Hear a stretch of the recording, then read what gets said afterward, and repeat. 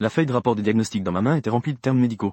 Dans mon esprit, je n'ai traduit que 8 mots. Maladie incurable. Impuissant à renverser la situation. Dr Chen, combien de temps me restait-il? Au maximum 3 mois. Essaie de voir les choses avec plus de détachement, après tout, personne ne peut échapper à ce jour. Je tenais fermement ce rapport de diagnostic lourd. Mon esprit était vide. Je sortais de l'hôpital de manière mécanique. Je marchais d'un pas flou sur la route. J'ai renversé quelques vélos en libre service. À l'âge de 18 ans. C'était la saison des fleurs de pêcher. Ma vie, en revanche, était déjà en décompte. Le marché de gros au coin de la rue était très animé. Le magasin de vêtements était rempli de vêtements flashy. Le haut-parleur criait des soldes de liquidation à plein volume. Je pointais une chemise à fleurs si vive qu'elle était presque éblouissante. Le patron. Combien coûte celle-ci? Le patron hésita et dit 30 yuan. Mais ce style ne te conviendrait peut-être pas. Ce n'est pas grave, j'aime ça. J'ai sorti de l'argent pour l'acheter. Une fois que je l'ai mis, cela ne correspondait pas du tout à mon tempérament habituellement raffiné. C'était comme un enfant qui aurait volé les vêtements d'un adulte. Ensuite, je suis retourné à la librairie. J'ai pris un lourd ensemble de Demi-Gods and Semi-Demons. En passant devant le magasin de thé au lait, j'ai acheté un thé au lait avec des perles de tarot. Un nouveau thé au lait avec des perles de tarot. En rentrant à l'école, j'ai été arrêté par le gardien. Ce vêtement est trop voyant. Je ne peux pas entrer par la porte de l'école. J'ai montré ma carte d'étudiant et le formulaire de congé signé par le professeur principal. Le gardien a vérifié par téléphone avant de me laisser entrer à l'école. La remarque à la porte sur les étudiants d'aujourd'hui qui sont vraiment trop décontractés. Cela m'a donné un frisson. Qui sait? Ce moi décontracté a été classé premier de la classe pendant 2 années consécutives. Reconnu dans la ville comme élève modèle triple couronne et excellent élève cadre. Cependant, à cet instant, tous ces honneurs semblent si fragiles. Moi, dans 3 mois, s'évanouira comme le vent. La cloche de la fin des cours retentit. Le bruit des enfants sur le terrain de jeu se fait entendre. Devant la classe de la 9e, les camarades de classe se poursuivent et s'amusent. Quand je suis entré dans la classe en portant une chemise à fleurs, je suis immédiatement devenu le centre d'attention de tous. Qu'est-ce qui lui prend de s'habiller ainsi? S'il est vu par le directeur des études, ça commence à 3000 mots. En voyant qu'il a pris un congé maladie, on peut supposer qu'il est gravement malade. J'ignore ses regards. Je me dirige directement vers mon siège. Je prends une profonde inspiration de thé. Je tends un thé au lait avec des perles de tapioca à Alain Mouchi au premier rang. Mouchi, désolé de t'avoir posé un lapin hier, je t'offre un thé au lait. Elle est la déesse de la classe. Sa peau est fine, belle et aussi blanche que du lait. Ses yeux en amande sont souvent empreints de douceur. Bien qu'elle ait de nombreux prétendants autour d'elle, elle a toujours une attitude différente envers moi. Elle fronce les sourcils. Pourquoi tu ne réponds pas à mes messages? Je sors mon téléphone. Je vois ces messages non lus.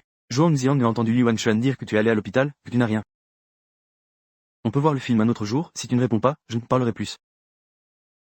Cette préoccupation touchante est mélangée à un peu d'orgueil. Je retiens mes larmes et souris difficilement en disant que ça va.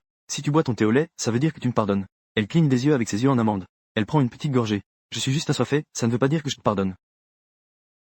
Juste au moment où l'atmosphère devient délicate, mon camarade de classe, Li Wanchuan, entre d'un pas décidé. Il s'assoit brusquement à côté de moi. Il se moque de ma chemise à fleurs. Fiston, qu'est-ce que tu portes? Tu n'as pas peur que le John te découpe en morceaux? Je suis le délégué de classe, élève modèle. D'habitude, je suis bien sage et respectueux des règles. Je suis le genre d'enfant que les enseignants préfèrent. Mais aujourd'hui, je suis celui qui commence à faire des vagues. J'ai enfilé cette tenue étrange et voyante. Je viens de sortir de l'hôpital, je voulais changer d'air. Pas mal, c'est de bon goût. Si tu mets une grosse chaîne en or autour du cou, ça aura encore plus de présence. J'ai posé le demi-dieu et demi-démon que j'ai acheté sur son bureau. C'est pour toi. Il est fan de romans de cap et d'épée. Il ne manque pas de lire des livres en cachette. En voyant ce cadeau, il a immédiatement éclaté de joie. Il m'a pris par l'épaule. Mon fils, tu es vraiment filial, n'est-ce pas? Tu as gagné à la loterie? Dans 8 mois, c'est ton anniversaire, n'est-ce pas? L'un Mouchi a éclaté de rire. Je les regardais, elle et Li Wanchuan. Une vague de nostalgie m'a envahi. À qui devrais-je confier ce lourd secret? En général, les gens pensent d'abord à leurs parents. Mais je suis différent. Mes parents ont divorcé quand j'avais 5 ans. Mon père, Zhuang Wenjiao, et ma mère, Shui, ont laissé derrière eux un foyer brisé et des conflits sans fin. Finalement, mes parents se sont complètement séparés. Mon père a un moment refusé de m'emmener, de peur que je ne devienne un fardeau. Heureusement, mes grands-parents sont intervenus. Ils m'ont permis de rester temporairement chez moi. Une année difficile. Mon père a ramené une femme très maquillée. Dans les 2 ans, ils ont eu un fils. Ma mère ne s'est pas remariée. Elle est conductrice de train. Elle est souvent en déplacement. Elle revient de temps en temps. Elle vit dans une petite maison modeste près de l'école. Mes parents sont tous les 2 occupés par le travail en ce moment. Je ne veux pas les déranger. Je me rends seul dans le coin sanitaire du balcon. J'hésite longtemps avant de composer le numéro de la maison de mes grands-parents. Grand-père, grand-mère, je viens vous voir ce week-end. J'essaie de garder un ton calme. Pas besoin, concentre-toi sur tes études, reviens en été. Mon grand-père me conseille en souriant. D'accord, prenez soin de vous, j'ai cours maintenant. Je raccroche rapidement, de peur de ne pas pouvoir m'empêcher de pleurer à chaudes larmes. La sonnerie retentit. J'essuie les larmes au coin de mes yeux. Je retrouve difficilement mon calme. Je retourne à ma place. J'essaie de remplir le vide dans mon cœur avec des connaissances. La maîtresse Wu Chufang monte sur l'estrade avec son manuel. L'effet hypnotique du cours de mathématiques est évident. Moins de 5 minutes. La moitié des élèves de la classe sont déjà somnolents. Li Wanchuan en profite pendant que le professeur écrit au tableau. Il sort discrètement ce livre, Demi-Gods and Semi-Demons. Il n'a vraiment pas peur de sa vie en lisant un roman pendant le cours de la maîtresse Wu. Je baisse la voix pour lui rappeler.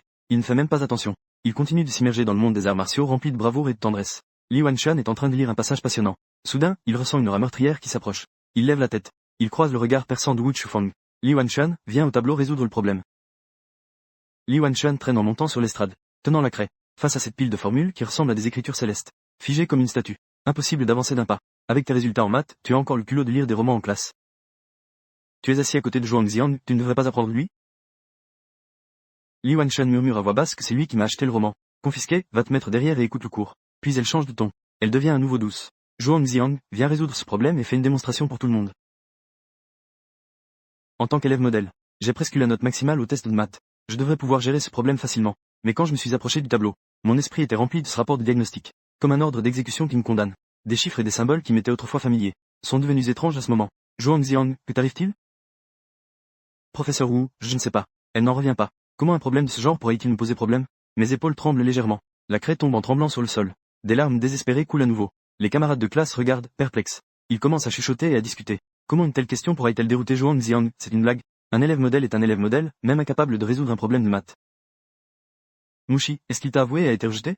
L'un Mouchi me regarde partir. Ses yeux brillent d'une lueur complexe. Un ami depuis tant d'années. Elle ne m'a jamais vu aussi triste. Elle sent vaguement que je cache un secret. Wu Chufang me console doucement.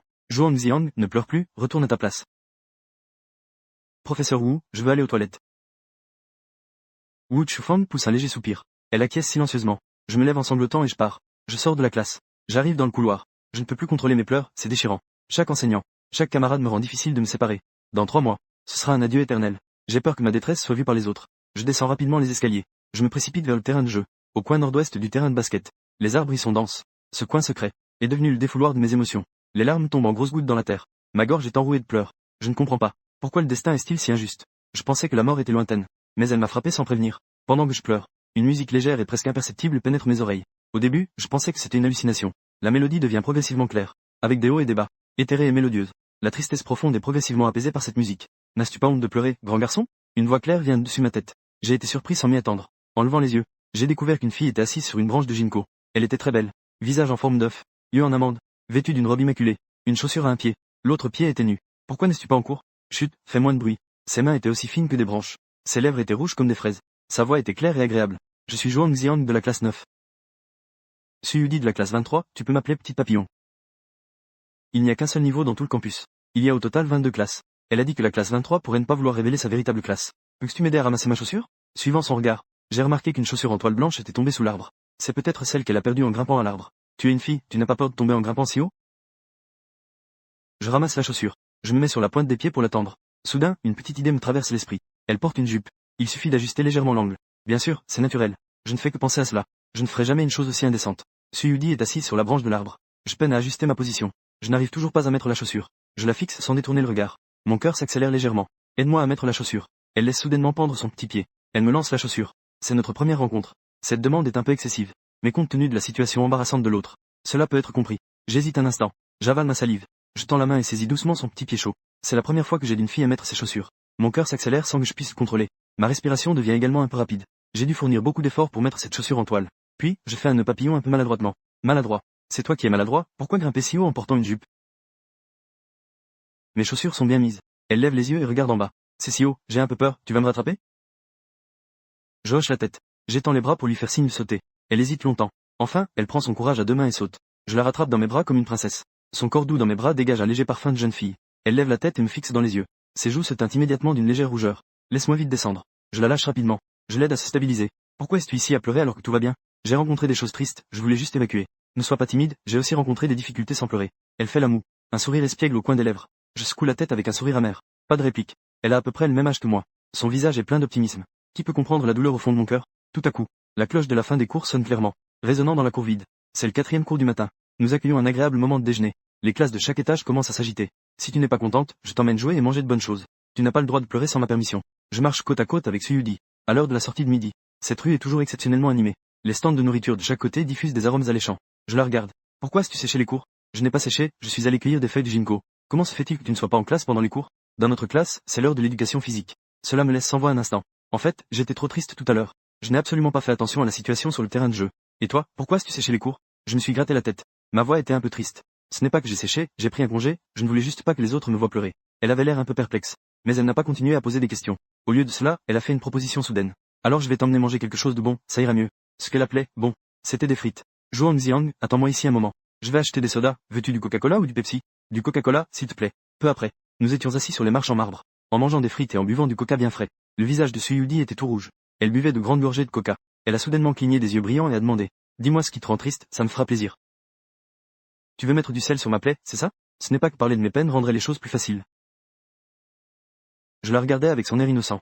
Mon cœur vacillait légèrement. Finalement, je répondis à voix basse. Quand j'avais 12 ans, après avoir terminé l'école primaire, mon père a dit que toute la famille irait en voyage à la mer. Je n'avais jamais vu la mer, j'étais tellement excité que je n'ai pas dormi de la nuit. Le lendemain matin, je me suis réveillé et j'ai découvert qu'ils étaient déjà partis. La famille, dont parlait mon père, ne m'incluait pas. Suyudi se tut. L'atmosphère était un peu lourde. Elle piqua doucement un morceau de pomme de terre avec une brochette en bambou. Elle me l'a tendu. Goûte le mien. Ce n'est pas la même chose? Pas de punition. C'est moi qui te l'ai donné. Je pris la pomme de terre. Le goût est le même. Mais il y avait une légère douceur. Je continuais à parler. À 14 ans, j'ai eu le premier rang de ma classe, l'école a organisé une réunion. Le professeur a demandé à mes parents d'aller à l'école partager leur expérience. Mais ils se sont poussés l'un l'autre et, finalement, ils ne sont pas venus. J'étais assis en classe ce jour-là. Les résultats parfaits sur le papier d'examen ne suscitaient l'intérêt de personne, et la solitude sous le halo de la gloire me rendait désespéré au point d'être presque engourdi. Soudain, mon nez. Suyudi sort rapidement un mouchoir. Elle soutient doucement l'arrière de ma tête. Essuyant doucement. La chaleur de ses doigts arrive lentement, comme une brise printanière caressant le cœur. Ensuite, Suyudi sort une liasse de billets de sa poche. Elle les compte rapidement. Elle en sort 2 billets de 0. Elle met le reste dans ma main. Je garderai un peu pour le trajet de retour, le reste je peux t'inviter à manger. De toute façon, quand je suis triste, je mange des bonnes choses, ça ne semble pas si triste. Aujourd'hui, c'est moi qui t'invite.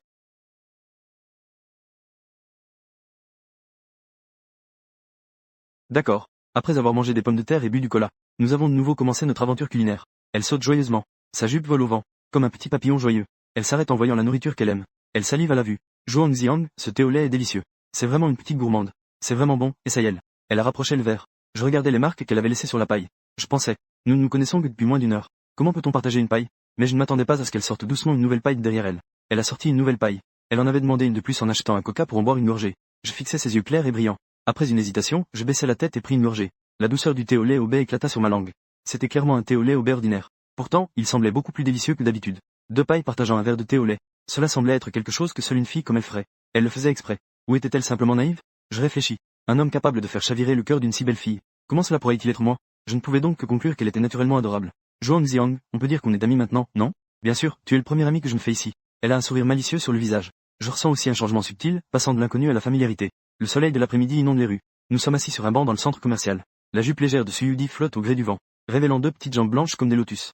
Ses 2 pieds se balancent, l'un en haut, l'autre en bas. Cela semble très agité. Tu rentres à l'école cet après-midi? Non, je ne rentre pas. Je réponds avec détermination. Ma rébellion intérieure est peu à peu éveillée. Sécher les cours pendant une demi-journée est beaucoup plus intéressant que les cours ennuyeux. C'est bien plus amusant. Être avec une si belle fille. C'est une sensation sans précédent. Elle s'approche de moi, avec un léger parfum corporel. Alors, où allons-nous cet après-midi? Aimais-tu pêcher? Je ne sais pas pêcher, je n'ai jamais attrapé de poisson. Alors je vais t'emmener pêcher, je suis un expert. Alors tu dois m'attraper un gros poisson. En fait, c'est juste que chaque été, je vais à la campagne pêcher avec mon grand-père. La vie est simplement tranquille. Les poissons que je pêche sont très rares. On y va sur un coup de tête. J'ai dépensé une centaine de yuan pour acheter une canne à pêche bon marché. Avant, je l'aurais chérie. Mais maintenant, je veux rapidement saisir cette liberté éphémère. En passant devant le magasin de proximité, Suyudi me tire par le coin de ma veste. Achète quelques collations, on les mangera au bord de la rivière. Est-ce une réincarnation d'un fantôme affamé? Juste un petit peu, d'accord? D'accord, juste un petit peu. Elle court joyeusement dans le magasin de proximité, comme un enfant. En sortant, elle tient 2 grands sacs de collations. Arrivée au bord de la rivière, je tiens ma canne à pêche. Je m'assois sur une pierre au bord de la rivière. D'un calme imperturbable. Waouh, quel gros poisson. Chut, ne fais pas peur à mes poissons. Zhuang Xiang, sors les collations, j'ai envie de manger. J'ouvre le sac en plastique avec toutes sortes de collations. Il y en a partout. Choisis par toi-même. Si tu choisis pour moi, tout me plaît. Les gourmands ne sont pas difficiles. Je sors une paquet de biscuits. Je les donne à Suyudi. Ils sont croustillants, prenne-en un morceau. Je ne peux pas, j'ai le ventre plein. Mais elle ne lâche pas l'affaire. Elle insiste pour me le faire manger. C'est vraiment ennuyeux. Nous regardons ensemble des blagues sur nos téléphones. Nous rions comme 2 enfants. En riant. Je me souviens enfin de ma canne à pêche. L'appât a déjà été mangé. Le soleil couchant nous baigne de lumière dorée. Elle se lève et s'étire. Je dois prendre le bus de 18h10 pour rentrer chez moi. Je n'ai même pas encore attrapé de poisson. Je te vois comme un poisson rond, un peu bête. Nous quittons le bord de la rivière. Nous remontons les escaliers vers la rue des Snacks. En passant devant la pâtisserie, elle s'arrête soudainement. Son regard se pose sur le gâteau dans la vitrine. Tu rigoles, tu as encore faim? Non, je pense juste que tu as une mauvaise relation avec ta famille. Pourquoi ne pas acheter un gâteau pour eux? Les sucreries peuvent apporter de la joie. Si c'était quelqu'un d'autre, je refuserais sûrement directement. Plus de 10 ans d'éloignement. Comment pourrait-on réparer cela avec un simple gâteau? Mais en la regardant, je n'arrive pas à le dire. Elle croit que la chaleur peut vaincre l'indifférence. Finalement, j'ai acheté un gâteau au baie. Nous sommes allés à l'arrêt de bus. Le bus numéro 19 est justement arrivé. Zhuang Xiang, au revoir. Au revoir, mon ami. Le bus s'éloigne. Elle disparaît aussi. Je réalise alors que j'ai oublié de lui demander son numéro. La nuit tombe. Les lumières s'allument. Je tiens le gâteau. J'arrive dans le quartier où ma mère, Shui, loue un appartement. Je regarde les lumières de milliers de foyers. Mais je ne ressens aucune chaleur. Aucune lumière n'est allumée pour moi. Je viens d'arriver au bas des escaliers. Ma mère descend rapidement avec ses bagages. Elle a un peu plus de 40 ans. Elle court après la vie. Son visage est plein de fatigue. Xiang, j'ai des choses à faire. Fais-toi à manger tout seul. Ou rentre chez toi. La maison dont elle parle est la résidence de mon père, Zhuang Wenjiao. Je lève les yeux. Avec espoir. Maman, peux-tu m'accompagner pour manger un gâteau? Elle a regardé sa montre. Il est trop tard. Peut-être la prochaine fois. Je demande encore, juste quelques minutes. Non. Tu as 18 ans. Tu dois être raisonnable. Elle a fini de parler et s'est retournée pour partir. En regardant son dos, une solitude infinie m'envahit. Lui dire ma maladie. Qu'est-ce que cela pourrait changer? Cela ne ferait que la rendre triste à l'avance. Après un choix douloureux, j'ai décidé de rentrer chez moi. La porte de l'ascenseur s'ouvre. La porte d'entrée est à moitié ouverte. Une lumière jaune chaude filtre du salon. Une chanson d'anniversaire familière résonne à l'intérieur. Je me souviens que c'est l'anniversaire de mon frère, Joan Yuang. Il y a une grande différence d'âge entre mon frère et moi. La relation est froide. Il semble qu'il n'y ait que 3 personnes dans la maison. Mon père Joan Guanzhao et ma belle-mère Qin Shulan rient et discutent joyeusement. Qin Shulan propose. Mon chéri, devrait-on appeler Zian pour demander? Pas besoin. Il se cache surtout chez sa mère. Leurs rires sont comme des lames aiguisées, qui me transpercent le cœur. J'étais sur le point de me retourner et de partir. Mais la porte s'ouvre brusquement, poussée par ma belle-mère Qin Shulan. Ziang, tu es de retour. Pourquoi ne pas entrer? Je suis entré dans la maison la tête baissée. J'ai timidement appelé, papa. Joan Guanzhao dit d'une voix grave. Aujourd'hui, c'est l'anniversaire du Yuang. Lavons-nous les mains et mangeons le gâteau ensemble. Je sens que l'air semble s'être figé. C'est étouffant. L'atmosphère qui était à l'origine si joyeuse a été gravement perturbée par ma présence. A subi de graves dommages. J'ai balbutié. Allez-y, mangez d'abord. Je vais dans ma chambre chercher quelque chose. Je me suis enfui dans ma chambre. J'ai fermé la porte. Pour justifier l'excuse précédente, j'ai sorti du fond du tiroir une flûte en bambou que j'avais oubliée. Peu après, mon frère frappa à la porte et me tendit un gâteau, avec un regard plein de mépris. Tu n'as pas besoin de revenir. Je n'aime pas que tu rentres à la maison.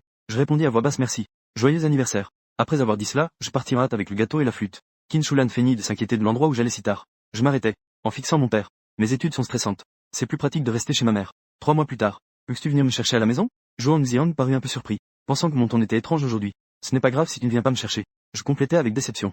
En sortant rapidement de la maison, les portes de l'ascenseur se fermèrent. Les larmes tournaient dans mes yeux. J'enviais mon frère d'avoir des parents sur qui compter, tandis que moi, je suis seul et sans soutien. La maladie est latente en moi, mais je ne trouve personne à qui me confier. Je sors du quartier. Mon nez coule, goutte à goutte sur le carrelage. Mon visage est comme les franges d'une flûte en bambou. 3 mois plus tard, je ne serai peut-être plus là, brûlé et dispersé par le vent. Tout cela n'a pas d'importance. Je tiens la flûte en bambou, errant sans but dans la nuit. Mon nez ne cesse de couler. Je me souviens soudain de l'après-midi passé avec Suyudi. Elle a doucement soutenu l'arrière de ma tête, m'a aidé à arrêter. Je me souviens du sourire de Suyudi. Mon cœur solitaire et froid semble avoir trouvé un peu de chaleur. Aujourd'hui, je suis comme un sans-abri. Je ne veux plus retourner dans le petit appartement de ma mère. Faire face seul à la nuit solitaire. Heureusement, j'ai encore des amis. Je compose le numéro de Li Wanshan. Fils, je suis parti de chez moi, peux-tu m'héberger pour une nuit? Bien sûr, je viens te chercher tout de suite. Je souris. Cet ami est vraiment désintéressé. Si je devais vraiment disparaître, il doit être très triste. En bas de l'immeuble, Li Wanshan m'a vu avec un visage marqué, avec une expression de préoccupation et d'inquiétude. Ça va, j'ai juste un peu de feu intérieur récemment. Prends soin de toi, j'attends que tu prennes soin de moi quand je serai vieux. La chaleur de la maison de Li Wanshan me rend jaloux. Pas comme moi. Chaque fois que je rentre, je ne peux que me recroqueviller dans ma chambre, face au mur froid et glacé. Maman, Joan Xiang est avec moi ce soir, il n'a pas encore dîné. Il est si tard, je vais te faire un bol de nouilles. J'ai entendu sa voix chaleureuse. Mon nez est un peu douloureux. Si j'avais une mère comme ça, ce serait merveilleux. Li Tianyun a vu les marques sur mon visage. Elle a pressé son fils d'aller chercher des glaçons. Elle m'a patiemment aidé à essuyer les marques. Prenez soin de vous à l'école.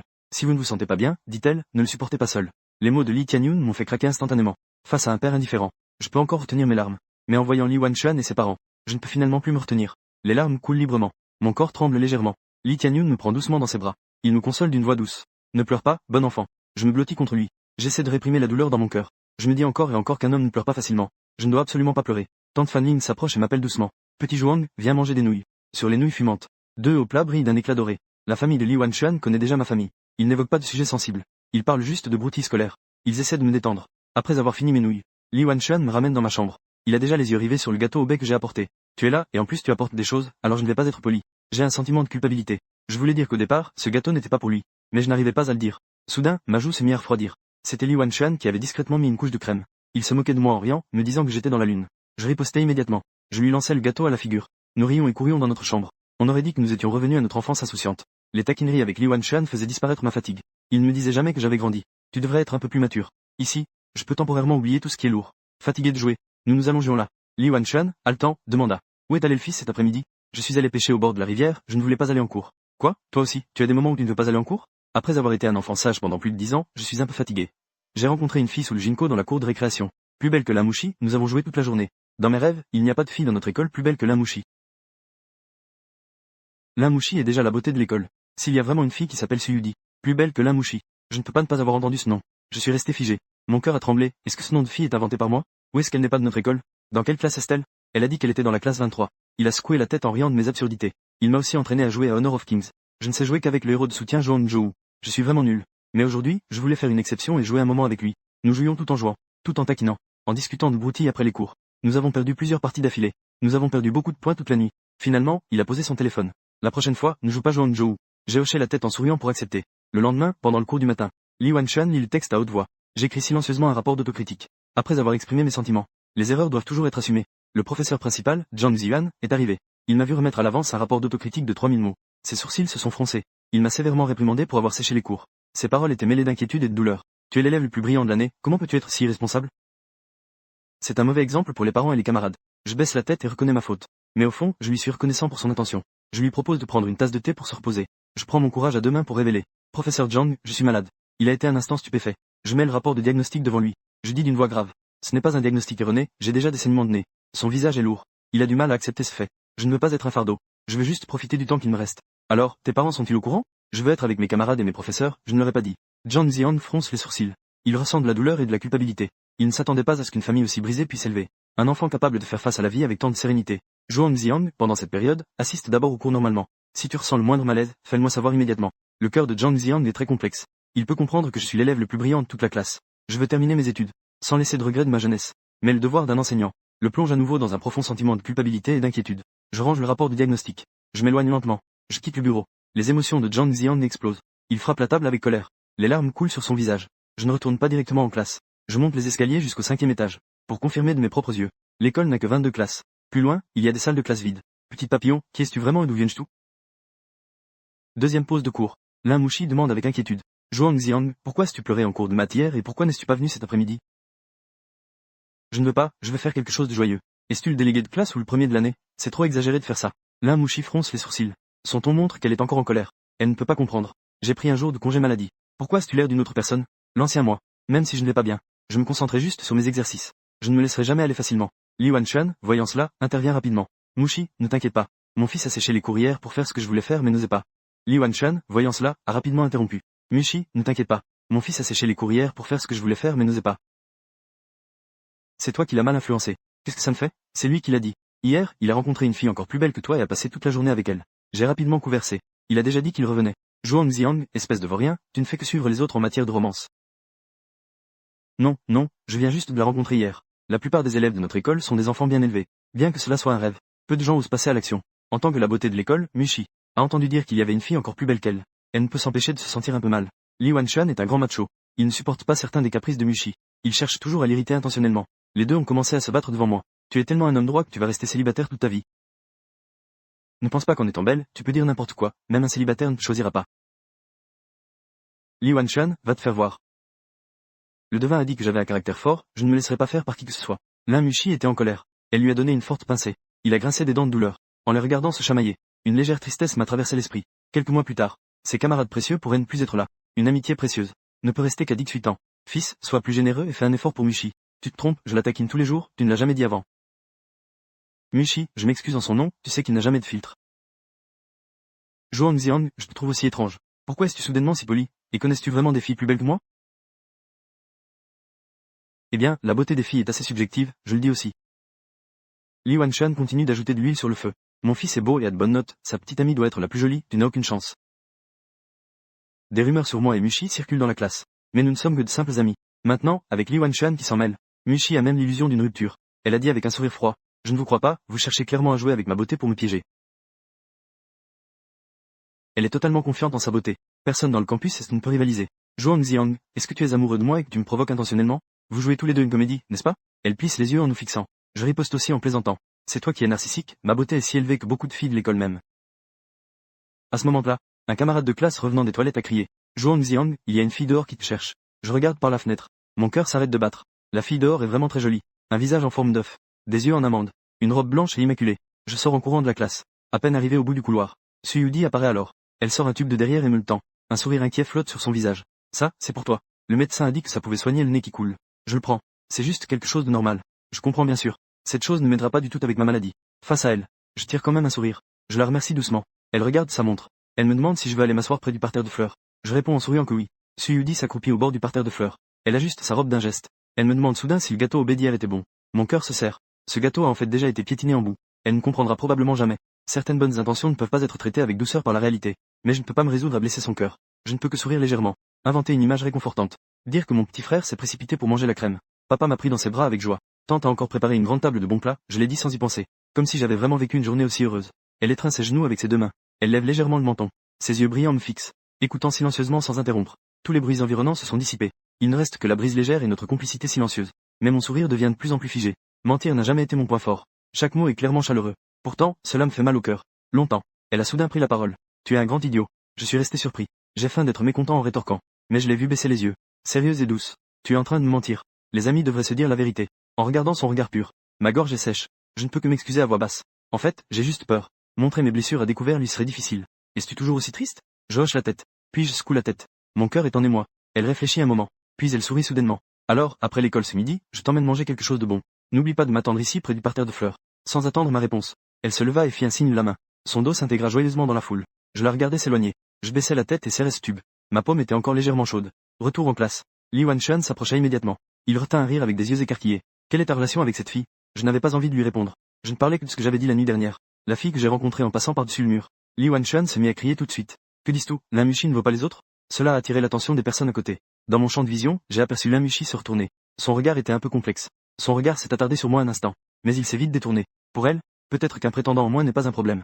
Ce qui l'importait vraiment, c'était de savoir si elle était toujours au-dessus des autres. La cloche de la classe a sonné. Le professeur principal, Zhang Ziyan, est entré dans la classe. Il ne s'est pas précipité pour commencer le cours, mais a plutôt annoncé solennellement que Zhang Ziyan avait démissionné de son poste de délégué de classe. J'ai accepté. Les élèves ont été en émoi. Certains ont soupiré. D'autres ont murmuré. Je scrutais chaque visage familier dans la classe. Une inexplicable tristesse m'envahit. 3 mois plus tard, tout le monde a pris des chemins différents. Et mon moment de gloire semblait également prendre fin. Le nouveau délégué de classe a pris ses fonctions. Dans les applaudissements, je me suis assis tranquillement. Je commence déjà à penser au déjeuner. Dès que l'école se termine à midi, je range mon sac à dos. Je me dépêche de sortir. Li Wanchun veut encore m'emmener à la cantine. Je fais un geste désinvolte. Je me précipite vers le parterre de fleurs. Dès que je vois Suyudi, un sourire s'étire sur mon visage. Je demande prudemment. À quel étage est votre classe? Comment descendez-vous si vite? Elle rit en haletant légèrement. 5e étage. Je suis descendu en courant. Parce que j'avais vraiment envie de te voir. En entendant cela, je ne peux m'empêcher de ressentir une vague de chaleur dans mon cœur. Je réalise que je mérite aussi d'être attendu de cette manière par les autres. Que veux-tu manger? Je t'invite. J'essaie de détendre mon ton. Je fais de mon mieux pour cacher mon anxiété intérieure. Elle cligne des yeux. Elle réfléchit sérieusement. Puis elle dit en riant, allons manger un petit haut-de-pot. Nous nous dirigeons vers le restaurant de haut-de-pot. Elle prend le menu avec sérieux. Elle énumère avec soin le bœuf, la tripe, les tranches de lotus. Et les pommes de terre et les champignons en forme d'aiguille, je la regarde avec enthousiasme. Je ne peux m'empêcher de rappeler de ne pas commander trop. Elle répond avec assurance que j'ai un gros appétit. De plus, tu dois aussi manger avec moi. Je ne peux que sourire avec résignation. Je prends mon verre de citron et en bois une gorgée. En tant que garçon, comment pourrais-je ne pas manger autant qu'une fille? Peu après, les plats commencent à arriver un par un. Elle divise chaque plat en 2 portions soigneusement. Elle appelle à nouveau le serveur pour prendre 2 canettes de cola. Elle lève son verre. Je te souhaite d'être heureux tous les jours. Oublie tes soucis. Je toque doucement contre son verre. Mon nez est un peu amer. Merci à toi. Pendant le repas, elle fait cuire le bœuf à un moment. À un autre moment, elle commande que le plat n'est pas tendre et que la soupe est trop salée. Un sourire reste accroché à ses lèvres. À cet instant, je réalise soudain qu'avec sa compagnie, le monde devient beaucoup plus léger. Elle n'est pas ce genre de fille silencieuse. Mais elle est comme un petit papillon éclatant. Apporte une lumière brillante à ma vie. J'ai pris une serviette en papier et l'étendue. Suyudi leva les yeux. Un coin était taché d'huile. Elle l'a essuyé sans s'en soucier. Merci, petit papillon. Pourquoi es-tu toujours si joyeuse?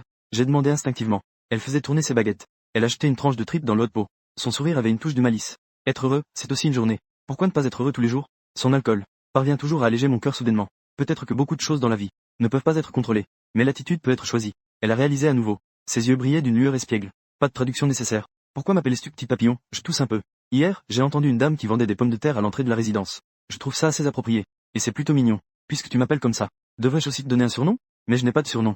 Au mieux, mes camarades m'appellent le délégué. Li Wanchun m'appelle fils. Mais ce n'est pas vraiment ça. Je suis resté un moment dans le flou. Elle a immédiatement pris une décision. Alors à partir de maintenant, je t'appellerai grand idiot. J'ai écarquillé les yeux. Quel nom ridicule. C'est désagréable. Elle fait la moue. Elle a l'air sérieuse mais un peu blessée. Qui t'a demandé de mentir ce matin? Et tu as menti si mal. Tu n'as pas le choix, tu dois accepter ce nom. J'écoutais ses plaintes avec un petit air de colère. Mais j'ai ri. Dans les moments passés avec elle, le temps semblait s'étirer. Il y avait une sensation de confort paresseux. Après avoir mangé un petit haut de pot, elle avait l'air satisfaite. Elle a mis le dernier morceau de pomme de terre dans un coin. Elle a plissé les yeux en faisant semblant d'être un chat qui sommeille. Je fais signe de payer la facture. Elle a rapidement tendu la main pour arrêter cela. C'est moi qui t'ai invité à manger. Je prends cette note. J'ai ri en refusant. La prochaine fois, c'est à toi de venir. Cette fois, c'est moi qui paye. Un éclat de fierté a traversé ses yeux. D'accord, c'est entendu. On se revoit la prochaine fois. Après avoir fini le haut de pot, il était déjà plus d'1 heure. Je prévois d'aller faire un tour dans le quartier voisin, pour voir s'il y a des logements à louer qui me conviennent. Je ne peux pas rester indéfiniment chez Li Wanchun. Suyudi a entendu cela. Elle m'a insisté pour que j'y aille avec elle. Nous sommes allés au quartier voisin. La porte était couverte d'annonces de location. J'ai choisi un appartement d'une chambre et d'un salon. Il avait l'air propre et accueillant. J'essayais de réprimer mon anxiété intérieure. Après avoir pris contact par téléphone, une grand-mère chaleureuse nous a emmenés visiter l'appartement. Grand-mère Liu nous a scrutés. Vous vivez ensemble, tous les deux? Je me suis figé. J'ai rapidement expliqué que je vivais seul. Mais grand-mère Liu était très ouverte d'esprit. Elle a agité la main en riant. Ce n'est pas grave. C'est mieux pour vous, les jeunes, d'être libres. Suyudi a rougi instantanément. Elle, qui était habituellement si éloquente, était exceptionnellement silencieuse à ce moment-là. L'appartement me plaisait beaucoup. J'ai décidé sur le champ. Petit papillon. Dans 3 mois, je pourrais ne pas être en mesure de quitter l'appartement moi-même. À ce moment-là, je te demanderai de m'aider à régler ça. Prends le reste de la caution pour aller manger un petit haut de pot. J'ai abordé le sujet de manière légère.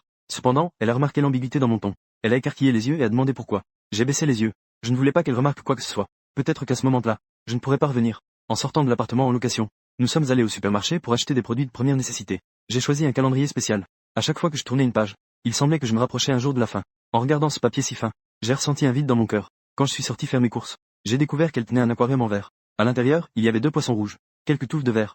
Zhuang Ziang, voici le cadeau que je t'offre. Félicitations pour ton emménagement. C'est pour apporter un peu de vie à ta nouvelle maison. Promets-moi, s'il te plaît, ne le fais pas.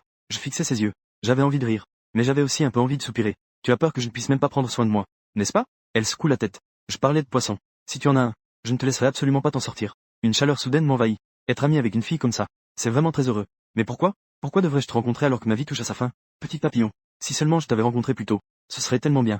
Sur le chemin du retour, elle fredonne une vieille chanson. Les paroles sont emportées par le vent. Je me mets même à l'imiter. J'oublie temporairement mes soucis. Marchant sur l'allée ombragée, je prends enfin mon courage à 2 mains et dis, petit papillon, donne-moi ton numéro de portable. La prochaine fois, je t'invite à dîner. Suyudi sort un vieux téléphone à touche. Nous avons échangé nos numéros. Elle me rappelle. Il vaut mieux que tu me contactes demain. Je ne prends pas mon téléphone le soir. Au fait, les gars, que faites-vous d'habitude? Comment gérez-vous les téléphones d'occasion? Je les jette directement. Puis j'achète un autre téléphone d'occasion à un prix exorbitant. Je me moque d'elle. Ton téléphone n'a rien d'amusant, n'est-ce pas? Elle est venue en courant, très en colère, et m'a attrapé par les vêtements. Zhuang Ziang, grand idiot. Ne te moque pas de moi. Arrivé au bout des escaliers, nous nous sommes dit au revoir. Elle a dit, contactez-moi s'il y a quelque chose. Si tu vois, réponds-moi. Je l'ai regardé s'éloigner jusqu'à disparaître dans le couloir. Soudain, j'ai ressenti de la curiosité. J'ai monté les escaliers à grandes enjambées. Je voulais voir de quelle classe elle était. Mais que ce soit au 3e ou au 5e étage, je n'ai pas pu retrouver son ombre. J'ai poussé un long soupir. Je suis descendu lentement en tapotant la rampe. Nous étions clairement devenus amis. Pourtant, elle ne voulait toujours pas me dire sa vraie classe. En fin de journée, après les cours, le professeur Zhang m'a appelé. Je suis sorti, perplexe, en mettant mon sac à dos. Professeur, où allons-nous? Il n'a pas répondu. Il m'a simplement conduit jusqu'au parking. Dans la voiture, le paysage défilait rapidement par la fenêtre. Mais mon cœur se calmait lentement. En passant par l'arrêt de bus, je ne peux m'empêcher de me retourner et de regarder. J'espère voir ce petit papillon dans la foule. Malheureusement, la vitesse de la voiture est trop rapide. Il ne reste que la mère de Jean qui se déplace. Nous sommes arrivés à l'hôpital. J'accompagne le professeur pour rencontrer mon médecin traitant, Shen Dexiu. Ils échangent quelques politesses. Je suis assis à côté. Mon cœur est plein de résistance. Zhang Ziyuan a une attitude ferme. Expliquer la situation au docteur Shen. J'espère entendre un signe de tournant. Shen Dexiu a poussé ses lunettes. Son ton porte une légère confusion. Pourquoi ses parents ne se sont-ils toujours pas manifestés? Zhang Ziyuan a soupiré. Il ne peut que répondre de manière évasive. Ils sont à l'extérieur. Je suis venu pour d'abord comprendre la situation. Ensuite, les deux commencent à discuter à voix basse de la maladie. Shen Dexiu a une attitude rigoureuse. Son langage est rempli de termes médicaux froids. Finalement, il ne reste que 8 mots. La maladie est incurable. Mais elle peut être soignée. Je suis assis à côté, écoutant silencieusement. Je comprends que le sujet de leur discussion en fait, c'est le compte à rebours de ma vie. Zhang Ziyuan s'éteint peu à peu. La dernière lueur dans son regard s'éteint complètement. Un enfant de 18 ans. Comment Zhang Ziyuan murmure-t-il avec regret? Shen Dexiu se souvient avec un sourire amer. Il y avait aussi une fille plus jeune avant. Elle avait aussi cette maladie. Ah, quand j'ai dû informer ses parents. Essayons d'être aussi délicats que possible. Pendant qu'il parlait, je suis resté silencieux comme une statue. En fait, il y a 2 jours, la vérité m'a déjà frappé de plein fouet. En sortant de l'hôpital, Zhang Ziyuan est resté silencieux tout le long. Je suis assis à côté du conducteur, regardant le ciel. Professeur, maintenant, tu crois, n'est-ce pas? J'ai un ton d'enjoué, faisant semblant de ne pas m'en soucier. Zhang Ziyuan est à court de mots. Il ne peut que soupirer avec résignation. Je le vois frustré. Je propose de me déposer devant l'école. Professeur, rentrez chez vous pour passer du temps avec votre famille. Après être sorti de la voiture, je suis détendu sur le chemin du retour à mon appartement. J'ai acheté un plat de riz frit aux œufs chauds. Après le repas, je prends une grande poignée de comprimés multicolores selon les conseils du médecin. Pourtant, je ne peux m'empêcher de douter que cela puisse vraiment prolonger ma vie. Ou est-ce juste pour me rassurer? Je prends de la nourriture pour poissons et la jette dans l'aquarium. Je regarde les poissons nager sans souci. Soudain, j'envie leur mémoire de 7 secondes. Si je pouvais oublier tout comme les poissons, peut-être que ma douleur serait alors beaucoup moins intense. Je prends mon téléphone. J'hésite à rédiger un message. Que veux-tu manger demain matin? Je te l'apporterai. J'attends longtemps. Je n'ai toujours pas reçu de réponse. Je n'ai d'autre choix que de me lever et de ranger la maison. En fait, la maison est déjà propre. C'est juste que j'ai trop besoin de trouver quelque chose à faire. Pour remplir le temps d'attente. Après une dizaine de minutes, je rallume mon téléphone. Il n'y a toujours pas de nouvelles d'elle. La nuit est sombre. Je ne sais pas où se trouve la petite papillon en ce moment. Enfin, j'ai appuyé sur le bouton d'appel. Désolé. Le numéro que vous avez composé n'est pas dans la zone de service. Cette voix froide et mécanique résonne dans toute la maison. Je n'ai pas raccroché comme d'habitude. Mais j'ai écouté calmement tout le passage en anglais. Quelle époque sommes-nous maintenant? Comment peut-elle encore ne pas avoir de signal? Vit-elle vraiment dans des montagnes reculées? Emportée par le vent nocturne. J'ouvre la fenêtre. Un croissant de lune froide pend à l'horizon. À cet instant, j'ai enfin réalisé le souhait d'enfant de vivre seul loin de la maison, sans avoir à plaire à qui que ce soit, sans craindre les regards froids et les reproches. Je marche clairement vers la fin de ma vie. Mais il semble que j'ai enfin vraiment commencé à vivre. Je lève un verre de cola, en levant mon verre vers mon reflet sur la vitre. Félicitations, Zhuang Ziang. Santé. La personne dans la fenêtre a des traits juvéniles, mais cache un alcool et une résilience qui ne correspondent pas à son âge. Cette nuit, je dois être particulièrement ancré. J'ai rêvé de devenir un papillon, voler librement entre les montagnes et les gens. Partout où je vais, c'est le printemps. Le matin, le premier rayon de soleil passe à travers les rideaux. Réveille-moi endormi. Mon téléphone sonne. Mon cœur s'accélère soudainement. C'est Suyudi qui a répondu. J'ai fait des boulettes de riz moi-même. Veux-tu goûter? Je réponds rapidement, d'accord. Je vais acheter à boire. Veux-tu du lait ou du lait de soja? Du lait de soja, s'il te plaît. Attends-moi à l'arrêt de bus. Elle répond presque instantanément. Je suis très excité. Je me retourne et me lève. En descendant les escaliers, grand-mère Liu fait de l'exercice matinal. Elle me salue chaleureusement en me voyant. Petit Zhuang, la fille d'hier ne vivait vraiment pas avec toi. Je souris et réponds à grand-mère, ne te moque pas. Elle est juste une amie ordinaire pour moi. Grand-mère Liu dit en riant. Ne sois pas timide, jeune homme. C'est normal d'avoir une petite amie à cet âge. N'hésite pas à l'amener jouer ici souvent. Regardant le sourire doux de cette vieille dame, je n'ai rien expliqué de plus. J'ai tourné dans le magasin de petit déjeuner. J'ai acheté 2 tasses de lait de soja.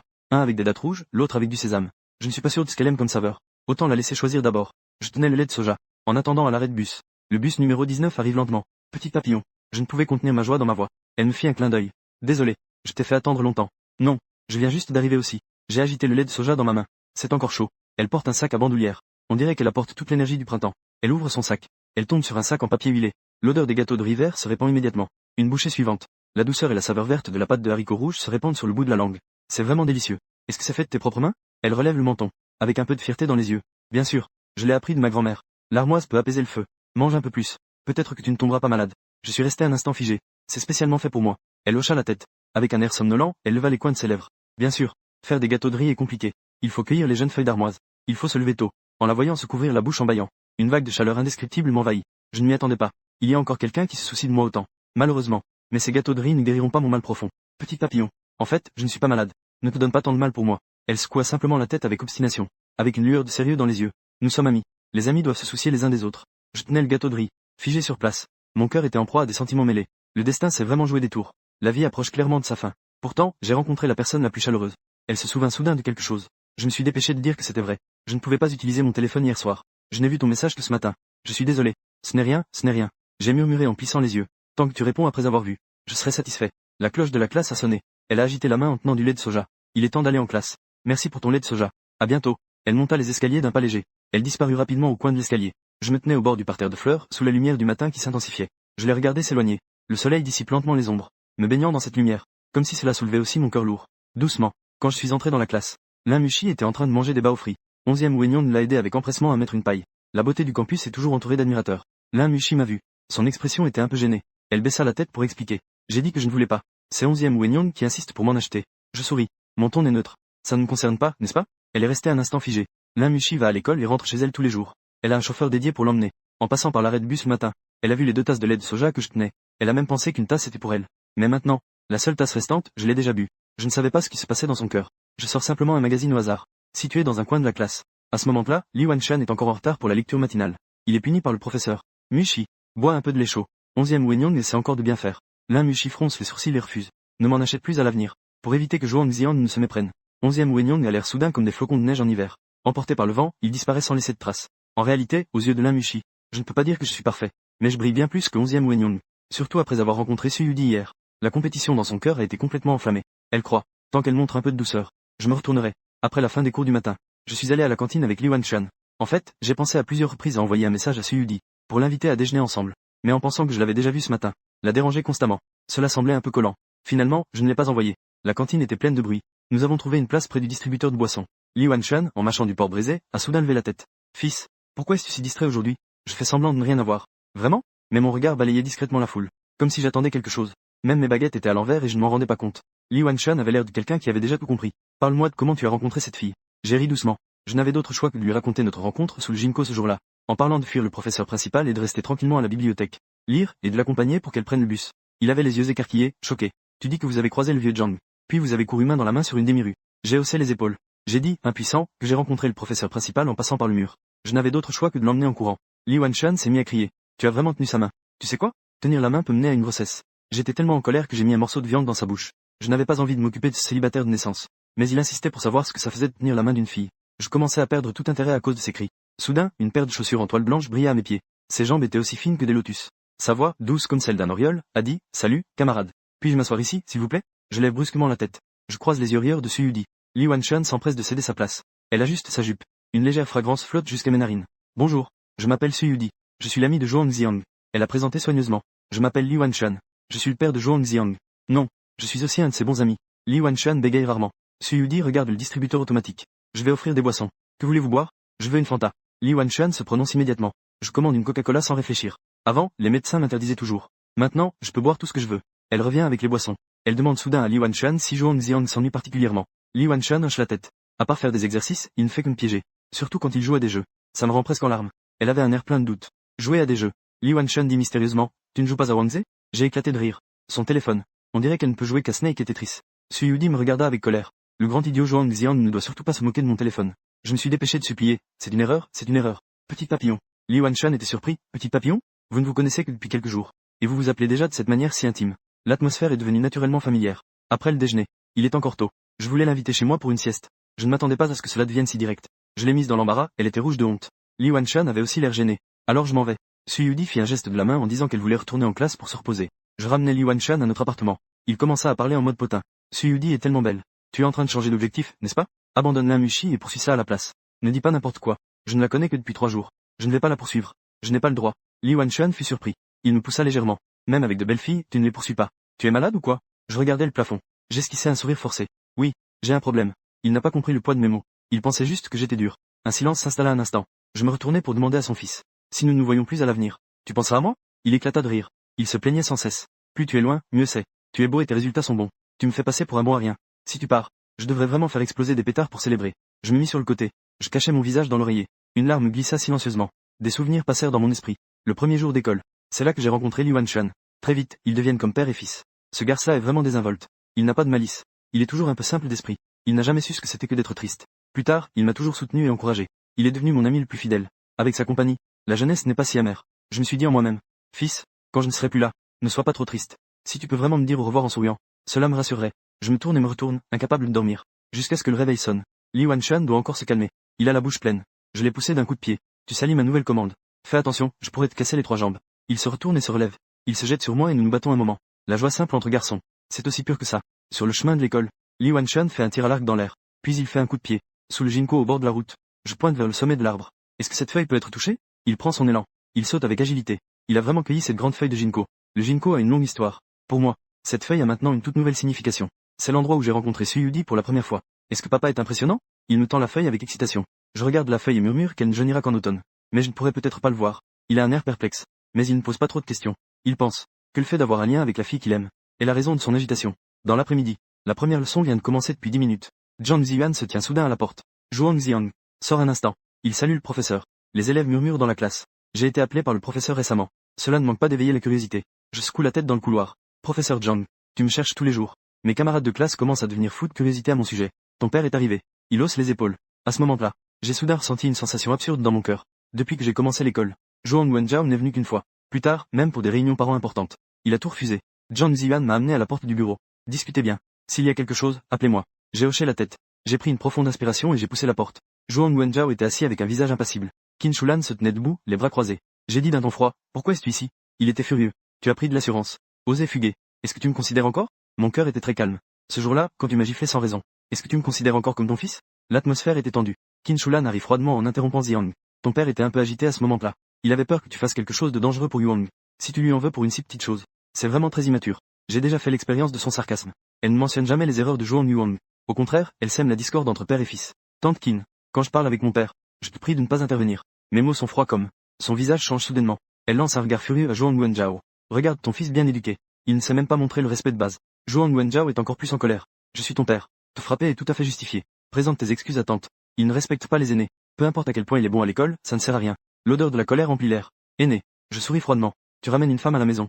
Je dois l'appeler aîné. À part colporter des rumeurs. Que sait-elle faire d'autre? Pendant plus de 10 ans, j'ai déjà supporté de nombreux regards froids de Qin Shulan et de son fils. Je lève les yeux vers mon père. Ma voix est calme mais froide, papa. Si tu es venu aujourd'hui juste pour te disputer, retourne maintenant. L'école n'est pas un endroit pour faire des scènes. Le père ne lâche vraiment pas prise. Tu dois rentrer à la maison avec moi. Ton grand-père est tombé malade à cause de ton départ de la maison. À cause de ton égoïsme. Qu'est-ce qui se passe à la maison?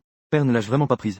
Tu dois rentrer à la maison avec moi. Ton grand-père est tombé malade à cause de ta fugue. À cause de ton égoïsme. À quoi ressemble le désordre à la maison? J'esquisse un sourire amer. En effet, c'est grand-père qui t'a forcé à venir. Sinon, tu serais encore au salon de Mahjong, n'est-ce pas? Il me fixe avec colère et dit une phrase. Tu rentres ou pas? Je ne rentre pas. J'ai enfin réussi à fuir cette maison étouffante. Comment pourrais-je revenir et me jeter dans la gueule du loup? Qin Shulan et Zhuang Yuang. Ils souhaiteraient que je ne revienne jamais. 3 mois plus tard, leur souhait pourra naturellement se réaliser. Ma détermination met père dans une position délicate. Il regarde autour de lui, comme s'il cherchait un moyen d'évacuer sa colère. Il jure et grogne. Aujourd'hui, je ne peux pas te gérer. Je n'ai pas peur de te regarder, papa. Tant que je suis encore prêt à t'appeler papa. Gardons un peu de dignité l'un envers l'autre. J'ai enduré en silence toutes ces années. Mais ces derniers jours, je ne veux plus me sentir lésé. Le père ressent ma rébellion. Son autorité est menacée. Même à l'école, il doit agir. Arrête. Le professeur Zhang Ziyuan entre en poussant la porte. Le père regarde le professeur avec colère. Comment l'école enseigne-t-elle aux élèves? Pour l'avoir enseigné de cette manière. Je vois que je suis devenu rebelle. Tu ne viens même pas aux réunions de parents. Tu ne sais bien sûr pas à quoi ressemble l'enfant maintenant. Le père ne lâche pas prise. Votre école est sur le point de le rendre inutile. Alors aujourd'hui, je vais te montrer. À quoi nous avons enseigné votre enfant? Le professeur John frappe une pile de bulletins scolaires sur la table devant le père. Le père fait un geste de dédain. Mais il regarde quand même. Il y a 2 ans, le premier examen d'entrée. Mon nom était en premier rang. À chaque examen mensuel, intermédiaire et final, sur chaque feuille. J'étais toujours en première ligne. Sans aucune exception. Qin Shulan regarde également, bouche bée, tous les résultats. Elle murmura à voix basse. Est-ce si difficile d'être premier de la classe dans votre école? Le professeur se moqua froidement. Il y a 22 classes dans toute l'année. Beaucoup. Plus de 1000 personnes. Qu'en penses-tu? Sa stupidité me laisse sans voix. Le père avait une expression complexe. Son visage passait du bleu au rouge. Son plus jeune fils, Zhuang Yuang, est encore à l'école primaire. À chaque examen, il est toujours à la traîne. Un tel écart le laissait sans voix. Un long silence s'installa. Le père finit par prendre la parole à nouveau. Zhuang Xian a de bonnes notes. Mais ce n'est pas une raison pour désobéir à ses parents et fuguer. Zhang Ziyan frappa la table avec colère. Si j'avais une famille comme la tienne, je fuguerais aussi. Le père devint rouge de colère. Tu es un professeur. Comment peux-tu dire de telles choses? Zhang Ziyan se moqua froidement. Je t'ai laissé un peu de dignité. Sinon, mes paroles seraient encore plus dures. Son regard était déterminé. Tout le monde ne mérite pas d'être parent. L'atmosphère devint lourde. Le téléphone de Qin Shulan sonna soudainement. Elle a terminé l'appel. Elle s'est approchée de son père avec inquiétude. Yuang s'est battu avec quelqu'un à l'école. Le professeur nous a demandé d'y aller rapidement. Mon père m'a lancé un regard furieux. Tu rentres encore chez toi? Je l'ai déjà dit. Ce n'est pas chez moi. Je me tenais droit. D'accord. Ne reviens pas. Il a furieusement renversé sa chaise. Qin Shulan le suivait. La fierté brillait dans ses yeux. Les ombres et lumières dansaient à l'extérieur de la porte. Je n'ai finalement pas pu m'empêcher de crier. Papa, avec un fils comme moi, as-tu déjà ressenti un peu de réconfort? Il a légèrement hésité dans ses pas. Mais il n'a donné aucune réponse. Tant pis. Vas-y, pars. J'ai baissé la tête. La dernière lueur dans mon cœur s'est éteinte. Puisque je ne suis pas voulu. Pourquoi m'avoir amené dans ce monde? Zhang Ziyan m'a tapoté l'épaule. Sa voix était douce. Xiang, ne sois pas triste. Il y a encore beaucoup de gens dans ce monde qui se soucient de toi. Comme moi. Comme Li Wanshan. Pense bien à nous. Ne porte pas ce fardeau seul. Je serre les dents. J'essaie de contrôler mes émotions. Je ne veux pas pleurer devant le professeur. La force derrière le masque est en réalité très fragile. Surtout après l'affrontement avec mon père. Professeur Zhang, puis-je demander un mot d'excuse? Dans cet état aujourd'hui, je n'arrive vraiment pas à suivre le cours. Je vais te rédiger un mot d'excuse. Sors un peu. Ne garde pas tout pour toi. Il hoche la tête. Son regard est doux. En quittant le bureau. Mes pas sont hésitants. Mon cœur se sent vide. Le campus est animé. Mais je me sens à l'écart. À ce moment-là, mon téléphone dans ma poche a soudain sonné. Je le sors pour voir. C'est un message de petit papillon. Zhuang Xiang, grand idiot. Tu n'es pas encore triste, n'est-ce pas? Elle a touché un point sensible. Je réponds rapidement. Comment sais-tu que je ne suis pas heureux? Elle répond rapidement. Elle me demande de venir la chercher dehors du mur. Elle dit que c'est trop haut. Elle n'ose pas sauter. Je lève les yeux vers le coin nord-ouest du terrain de basket. Les feuilles de ginkgo dansent au vent. Mais je n'ai pas encore vu son ombre. Tenant un mot d'excuse. J'ai fait un grand tour par la porte principale. Pour arriver à l'endroit d'où elle est sortie en escaladant le mur il y a 2 jours. Je la vois au loin assise sur le sommet du mur. Ses jambes se balancent. Ses chaussures en toile se démarquent particulièrement sous le soleil. On dirait une fille sortie d'un tableau. Je ne peux m'empêcher de demander comment elle est montée si haut. Comment es-tu montée? Elle plisse les yeux et sourit. J'ai emprunté une échelle à la salle de matériel. Cette fierté. Comme une enfant aventurière. Son image portant l'échelle me vient immédiatement à l'esprit. L'image d'elle passant par la cour de récréation, surveillée par le gardien. Je ne peux m'empêcher de rire. Pourquoi restes-tu là sans bouger? Attrape-moi vite. Ses yeux brillent d'une lueur espiègle. Je tends rapidement les bras. Elle fait un léger saut. Comme un petit chat, elle tombe dans mes bras. Elle est si légère. Je ne sens presque aucun poids. Notre distance se réduit soudainement. Elle respire légèrement. Une légère rougeur apparaît sur ses joues. Tu comptes me tenir dans tes bras sans me lâcher? Elle lève la tête. Un sourire timide brille dans ses yeux. Je la pose rapidement. Je suis désemparé. Le vent printanier soulève les mèches de ses cheveux. Et trouble ma paix intérieure. Petit papillon, tu as encore séché les cours. Le professeur principal ne va pas te causer des ennuis? Nous marchons côte à côte dans la rue des snacks. Chacun tient une brochette de boulettes de poisson. Elle mange avec des joues pleines. Comme un petit poisson globe. Elle dit en riant. Je n'ai pas séché les cours. J'ai un mot d'excuse. Je n'y crois pas. Tu me prends pour un enfant de 3 ans? Elle sort de son sac un mot d'excuse tamponné. Il y a déjà la signature du professeur principal dessus. Mais la date est laissée vide. On peut encore faire ça. J'ai pris le mot d'excuse et l'ai regardé. Cette signature ressemble à des gribouillis. Est-ce que c'est ça, le professeur principal des autres? Alors pourquoi escalader le mur? Escalader le mur, c'est rapide. En sortant par là, on peut manger plein de bonnes choses. Sa logique me laisse sans voix. Cette fille, je ne pourrai jamais la comprendre. Je change de sujet. Je demande rapidement. Comment sais-tu que je ne suis pas heureux? Elle me touche du doigt. Elle se met sur la pointe des pieds et se penche vers mon oreille. Le rire est doux, il y a une sorte de télépathie entre amis, non? La chaleur de son souffle effleure mon cou. Une vague de picotement. Cette télépathie est vraiment trop évidente, non? Suis-moi. Elle prend mon poignet. Elle me conduit en bas des marches. Nous marchons le long de l'herbe vers la rivière. Les saules des 2 rives se balancent au vent. La rivière coule lentement vers l'est. Elle a perdu ses chaussures et a marché dans la rivière au bord. La rivière est montée et a submergé ses petits pieds. Les éclaboussures blanches des vagues ont mouillé le bas de sa jupe. Elle me fait signe. Descends vite. Je suis encore inquiet. Jouer ici pendant le temps de classe. Ce n'est pas très bien, n'est-ce pas? Elle se retourne pour me regarder. Tu as toujours respecté les règles depuis que tu es petit? Ces mots m'ont touché au fond du cœur. Pourquoi faut-il toujours respecter les règles?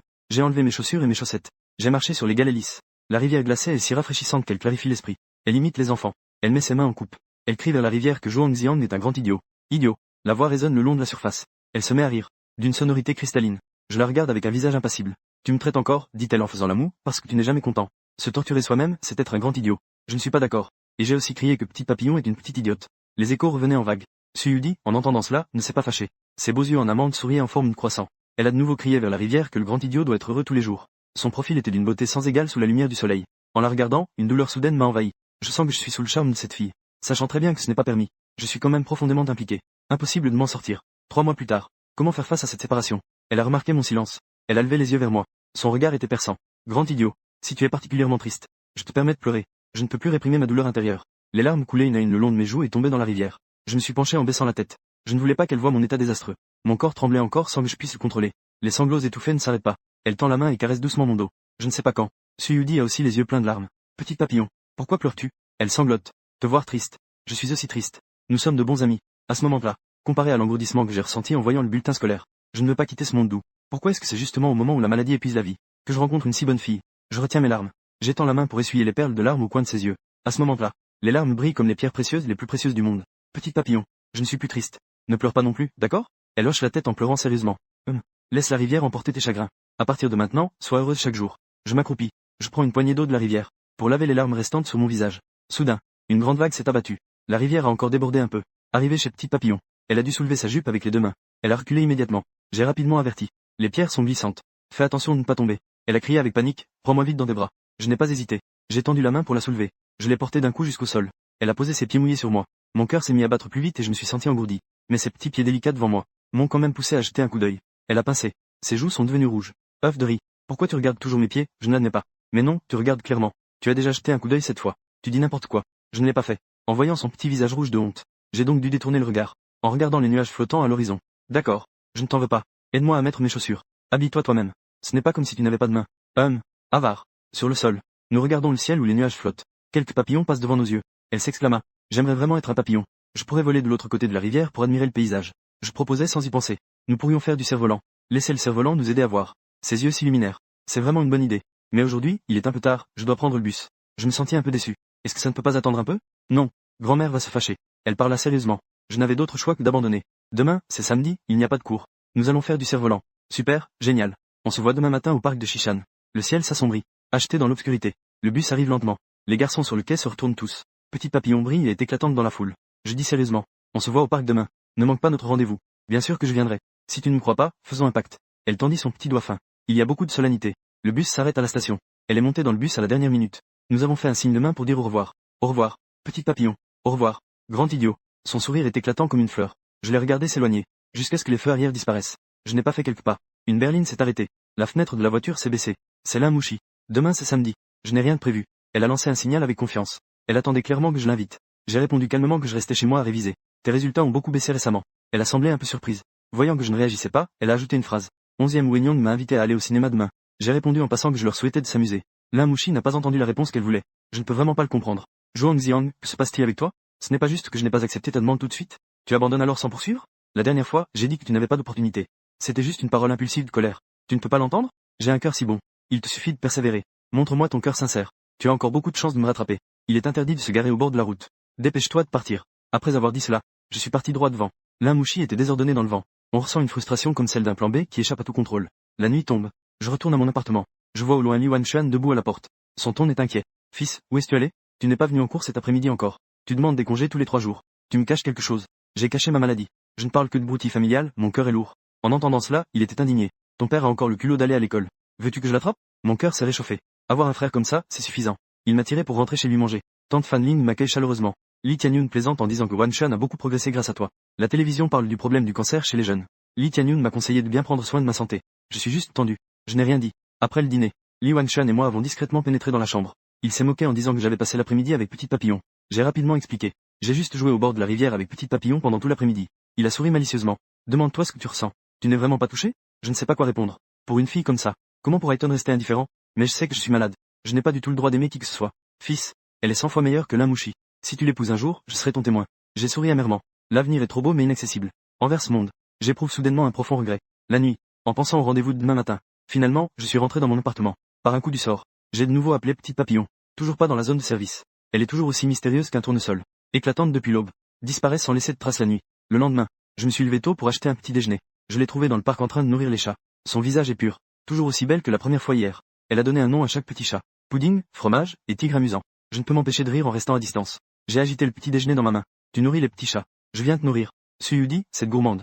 Elle n'a aucune résistance à la bonne nourriture. Elle a immédiatement pris le sac de ma main. Elle s'est assise au bord du parterre et a commencé à se vanter. En mangeant, elle n'oublie pas de partager un peu avec les petits chats. Elle regarde autour d'elle de temps en temps. Je lui demande qui elle cherche. Elle semble préoccupée. Tom n'est pas venu. C'est juste un petit chat gris. Il ressemble beaucoup à celui du dessin animé. Elle a un peu le moral à zéro. Je propose. Pourquoi ne pas demander à la dame de la propreté là-bas? Elle a fini de décrire les caractéristiques du chat. La dame a dit simplement que ce chat avait été heurté par une voiture. Il était déjà enterré au bord de la route. Elle est restée figée. Le lait est tombé par terre. Son petit visage était rempli de choc et de tristesse. Ses larmes coulaient à flot. Elle s'est appuyée sur mon épaule en pleurant doucement. Ne sois pas triste. Les chats ont 9 vies, tu sais. Je l'ai réconforté doucement. J'ai essayé de toucher ses cheveux. En fait, chaque chat finira par partir. Tout comme chaque personne le fera aussi. Suyudi a levé la tête. Les yeux pleins de larmes. Elle semblait ne pas comprendre ce que je voulais dire. Je fixais ses yeux légèrement rougis. Après une longue hésitation, je murmurais que les gens finissent toujours par se séparer. Moi aussi. Tout comme toi et moi. Il y aura aussi un jour où nous ne nous reverrons plus. Elle avait une voix pleine de larmes. Tu ne veux plus être mon ami? Non, ce n'est pas ça. Petit papillon, je veux être ton ami pour la vie. Elle a fermement saisi le coin de ma veste, alors ne me quitte pas. Mais je ne peux pas faire de promesses. L'atmosphère est trop lourde. J'essaie de forcer un sourire. Nous avons promis d'être heureux tous les jours. Nous devons encore faire voler des cerfs-volants. Suyudi a supplié. Laisse-moi pleurer un peu plus longtemps. Ça ira vite. Mes yeux sont pleins de compassion. Pleurer un peu plus longtemps ne fait rien. Je pense en moi à comment dire au revoir à cette période dans 3 mois. Quand le soleil se lèvera complètement. Les chats errants se dispersent aussi. J'essuie ses larmes avec un mouchoir. Ça y est. Il est temps d'aller faire voler des cerfs-volants. Elle a soudainement proposé. D'aller dans ta petite maison. En fait, elle veut faire un cerf-volant de ses propres mains. Nous rentrons ensemble à l'appartement. À peine arrivés en bas. La propriétaire, grand-mère Liu, a dit en riant. Avec toi, c'est mieux. Petit Joang est beaucoup plus heureux. Petit Papillon a répondu sagement que nous sommes de bons amis. J'ai un peu de doute. Je ne sais pas si elle comprend le sous-entendu des paroles des anciens. Nous sommes arrivés dans le logement loué. Suyudi a sorti des morceaux de bambou, du papier de riz et du fil de coton de son sac. Outils. Outils. Je ne peux que regarder à côté. Je ne peux pas aider. Elle a dessiné un grand papillon. Elle a aussi écrit Zhuang Xiang, grand idiot, sur le cerf-volant. Je suis désespéré, pourquoi me traites-tu ainsi? Elle est montée aussi. Elle a souri malicieusement. Laisse le cerf-volant emporter ta bêtise. Peut-être que tu deviendras un peu plus intelligent.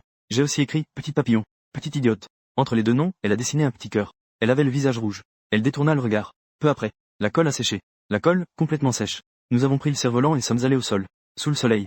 Le cerf-volant s'est élevé lentement dans les airs. Dansant dans le ciel comme un vrai papillon. Elle levait la tête pour suivre le cerf-volant. Ne pensait qu'à applaudir et à faire des éloges. Le cerf-volant monte de plus en plus haut. Je réalise soudain que la vie est comme ce groupe de papillons dont les fils sont coupés. Au final, il faut partir loin. Elle me tend le rouleau de fil. Puis elle sort à nouveau un morceau de tissu de son sac. Elle dit qu'il faut couper la ligne du cerf-volant. C'est seulement ainsi que les papillons peuvent être libres. J'éprouve un peu de tristesse. Mais je vois qu'elle a le regard déterminé. Je ne l'encourage plus à changer d'avis. Le cerf-volant s'envole loin. La vie mérite d'être chérie à cause de son imprévisibilité. C'est pourquoi il faut apprécier le moment présent. À midi, Suyudi insiste pour aller manger du barbecue à volonté. Elle sort tout son argent. Elle compte et dit. J'ai 40 X yuan. Je garde 4 yuan pour prendre le bus. Les 42 yuan restants sont pour toi. Si ce n'est pas assez, tu peux ajouter. Je secoue la tête. Pas besoin que tu paies. Suyudi est très déterminé. Ah, la dernière fois, j'ai dit que je payais. Je n'ai d'autre choix que d'accepter avec résignation. Pendant le barbecue, elle me donne d'abord de la viande. Et je suis chargé de lui éplucher les crevettes. Les clients à d'autres tables nous lancent des regards envieux. Cette petite paire est si mignonne. Elle fait semblant d'être calme. Ses oreilles sont rouges comme des tomates. Je me souviens de la dernière fois que je suis venu avec Limouchi. Elle n'a rien à se soucier. Mais je suis épuisé. C'est complètement différent de Petit Papillon. Manger à moitié. Elle s'est soudainement approchée de manière mystérieuse. Elle m'a murmuré à l'oreille, essayons. Je suis resté surpris. Je pensais avoir mal entendu. Elle cligne des yeux avec curiosité. Elle veut essayer pour voir si c'est vraiment comme tout le monde le dit. Boire ça te fera planer. En un instant. J'ai une impulsion de rébellion avec elle. Allons-y, buvons. De toute façon, il ne me reste plus beaucoup de temps pour me restreindre. Nous avons chacun une bière. Nous nous défions l'un l'autre. Aucun de nous ne veut céder. Son visage devient rapidement rouge.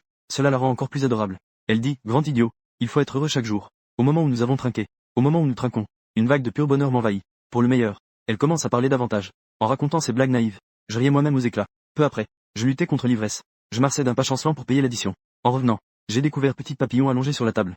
Sa tête reposait sur ses bras. Dans un état de confusion. Avec une expression adorable. Je lui ai donné un petit coup. Petit Papillon, je vais te ramener chez toi pour dormir. Suyudi parlait de manière incohérente. Grande idiote. Tu me prends dans tes bras. Dans un état de sobriété. Je n'aurais aucun problème à la porter. Mais maintenant, je peine à marcher moi-même. Le cœur y est, mais pas la force. Nous devions nous soutenir mutuellement. Nous sommes sortis du restaurant de barbecue en titubant. Heureusement, notre appartement n'était pas loin. J'ai dû déployer des efforts considérables. Pour finalement déposer Suyudi là. Je l'ai aidé à enlever ses chaussures en toile. Puis j'ai tiré un peu sur sa jupe. Pour couvrir ses longues jambes délicates. Je murmure à l'oreille de Suyudi. Tu es ici. Je vais sur le canapé dehors. À ce moment-là, Suyudi m'enlace soudainement par le cou. Elle pousse ma tête vers le bas. Je ne m'y attendais pas. Je n'avais pas encore trouvé mon équilibre. Je me penche sans y penser. J'imprime ce rouge éclatant comme une cerise. Ceux qui ont embrassé des filles le savent. Celui des filles a un goût de bière. J'ai pris une décision audacieuse sur le moment. La douceur et la tendresse de Petit Papillon. La sensation inattendue s'est heurtée à mon monde. Mon cerveau s'est instantanément vidé. Tout mon corps s'est mis à bouillonner rapidement. Mon cœur semblait vouloir sortir de ma poitrine. 3 secondes, c'est court. Mais suffisant pour laisser une empreinte indélébile. Je la regarde, hébété. Mon visage est brûlant. Au début, elle me l'a volé sans raison.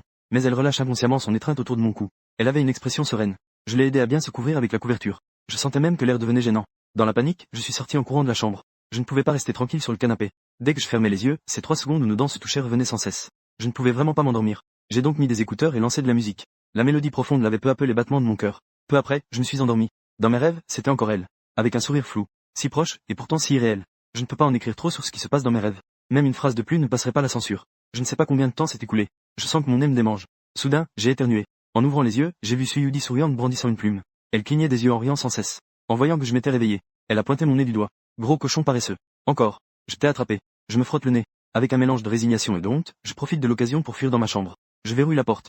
Je me dépêche de changer de pantalon avant de sortir. Elle a un regard perçant. Elle remarque que j'ai changé de vêtements. Elle s'approche de Joan Xian avec suspicion. Tu ne vas pas profiter de moi pendant que je suis ivre, n'est-ce pas? Je me dépêche de me défendre. Tu es tout temps, puant. Qui voudrait profiter de toi? Dit-elle en clignant des yeux. Mais tu as sali mes chaussures. Je soupire avec résignation. Que faire si tu salis mes chaussures? En voyant mon attitude naturelle. Elle ne s'embête plus. Mais en repensant à mon regard sur ses petits pieds hier, je me sens toujours un peu étrange. Dans l'aquarium devant la fenêtre, 2 poissons rouges nagent paisiblement. Elle soutient son menton en regardant les poissons manger. Elle dit pensivement à quel point ils sont heureux. Ils n'ont aucun souci. Je rétorque. Tu n'es pas un poisson. Comment sais-tu qu'ils sont heureux? Elle me lance un regard furieux. Tu n'es pas moi. Comment sais-tu que je ne sais pas ce que ressentent les poissons? Je fais une blague. Tu n'es pas moi. Comment sais-tu que je ne sais pas que tu ne sais pas ce que ressentent les poissons? Suyudi écoute, l'air perplexe. Elle saisit mon bras. La douleur me fait crier. On ne peut vraiment pas raisonner une fille. La nuit tombe. Elle se lève pour partir. Son regard est plein d'incertitude. Je dois attraper le bus de 18h10.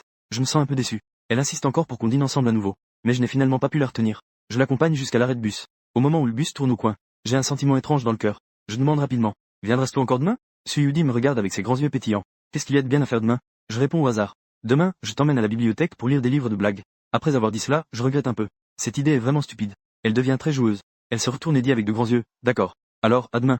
La porte du bus se ferme. Le bus s'éloigne lentement. Je tourne sur place plusieurs fois. Je suis aussi heureux qu'un idiot. J'attends avec impatience que demain arrive.